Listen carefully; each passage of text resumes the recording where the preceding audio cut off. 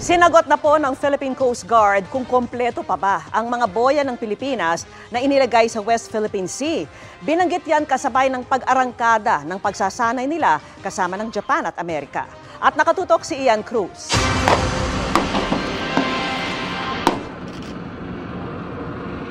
Maaksyon ang pagsasanay na ito ng mga miyembro ng Philippine Coast Guard. Sa pagsasanay, kunwari sakay ng barko ang mga terorista dahil may dalang weapons of mass destruction. Sakay ng BRP Gabriela Silang, in-intercept ito ng PCG sa West Philippine Sea pa lamang o 15 nautical miles mula sa Napo Point ng Mariveles, Bataan. We have a situation here. The crew was listed during the inspection. 5 of them went overboard. 5 has been arrested. Kailangan pang hanapin ang lumundag mula sa barko. Mabuti naman, nasa ating exclusive economic zone ang JCG Akitsushima ng Japan, pati ng US Coast Guard cutter Straton. Kaya naman katuwang sila ng ating Coast Guard sa search and rescue ng mga tripulanting tumalon mula sa subject na barko. 4 na Coast Guard vessels ang nagpa-participate ngayon sa kauna-unahang trilateral exercises ng Pilipinas, Japan at Amerika. Ang layo nila ay paigtingin pa ang interoperability para sa iba't ibang mga aksyon na maaari nilang gawin dito sa West Philippine Sea.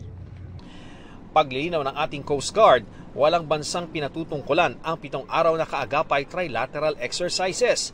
Hindi rin daw patungkol ang pagsasanay sa China na kilalang agresibo sa pag-angkin sa buong South China Sea. This is purely Coast Guard to Coast Guard. Again, these exercises are to build the relationship that we have in partners that we've already had exercises before.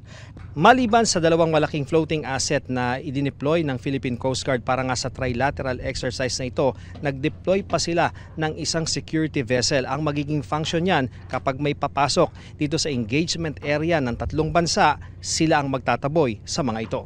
Tatabay po natin sila kasi nga may exercise po tayo. And may notice naman po talaga sinasabi na magkaka-exercise. Samantala, kinumpirma naman ng PCG na kompleto pa ang 10 boya na inilagay sa mga estratehikong lugar sa West Philippine Sea. Ito'y matapos lumabas sa mga ulat na tinanggal umano ng China ang boya sa Balagtas Reef at Julian Felipe Reef. Intact, no? Base dun sa feedback sa atin ng Coast Guard District Palawan. Mula rito sa West Philippine Sea, para sa GMA Integrated News, Ian Cruz, nakatutok, 24 oras. Good news mga kapuso! Maaari niyong mapanood ang 24 oras at iba pa naming mga newscast sa aming YouTube channel. I-click lang ang subscribe button na lalabas sa screen. Sa mga kapuso abroad, maaari niyo kaming masubaybayan sa GMA Pinoy TV at sa www.gmanews.tv.